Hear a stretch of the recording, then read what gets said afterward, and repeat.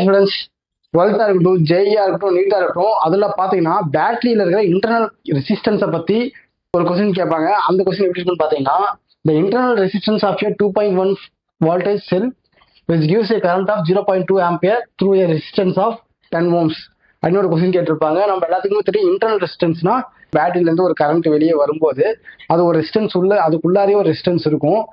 இது பாத்தீங்கன்னா battery use பண்ணி அதோட ஏஜ் அதிகமாக அது ரெசிஸ்டன்ஸ் அதிகமாயிட்டே இருக்கும்போது நிறைய பவர் வந்து வேஸ்ட் ஆகும்.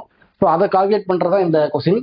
2.1 வோல்டேஜ் செல்ல 0.2 ஆம்பியர் கரண்ட் அவுட்புட்டா கிடைக்குது. அதோட ரெசிஸ்டன்ஸ் பாத்தீங்கன்னா 10 ohmஸா இருக்கு. அது நம்ம கால்குலேட் பண்ணி இன்டர்னல் ரெசிஸ்டன்ஸ் எவ்வளோ அப்படி நம்ம ஃபைண்ட் பண்ண சொல்லியிருக்காங்க. இன்டர்னல் ரெசிஸ்டன்ஸ்க்கு நம்மளோட ஃபார்முலா தெரியும். R is equal to E minus V divided by I.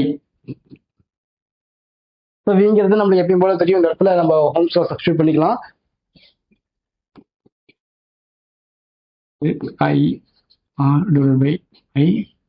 E value என்ன கொடுத்துருக்காங்க, 2.1 செல்லோட வேல்யூ அதுதான் ஈங்கிறது. இங்க கரண்டோட வேல்யூ பார்த்தீங்கன்னா 0.2, ரெசிஸ்டரோட வேல்யூ பார்த்தீங்கன்னா 10. இங்கே கரண்டோட வேல்யூ 0.2 நம்ம எழுதிக்கிட்டோம். பார்த்தீங்கன்னா 2.1 மைனஸ் 0.2 இன்ட்டு 10 பண்ணீங்கன்னா என்ன வரும், உங்களுக்கு 2 ஆன்சர் கிடைக்கும். 0.2 இந்த இடத்துல என்ன ஆகுதுன்னா 2.1 மைனஸ் 2 போட்டீங்கன்னா உங்களுக்கு 0.1 டிவைட் பை 0.2 அப்படின்ற ஒரு ஆன்சர் கிடைக்கும். ஓகேங்களா? ஸோ இப்படி நீங்க இதை ரெண்டையும் டிவைட் பண்ணும்போது உங்களுக்கு 0.5 அப்படிங்கிறது ஃபைனல் ஆன்சரே கிடைக்கும்.